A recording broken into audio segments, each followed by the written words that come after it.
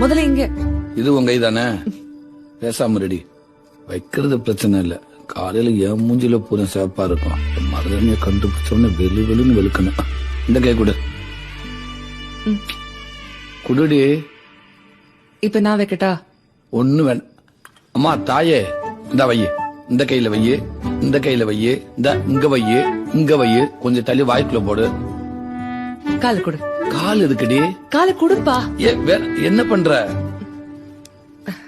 ஏண்டி லவ் பண்றப்பதே வாப்பா போப்பான்னு, கல்யாணத்துக்கு அப்புறமா ஏண்டி அவ கட்டணம் புடிச்சன ஆசை ஆசையா மாமா அத்தா மச்சான் பேபி அம்மு டார்லிங் செல்ல குட்டி தங்க குட்டி பாடா போடான்னு சொல்றாளுடி.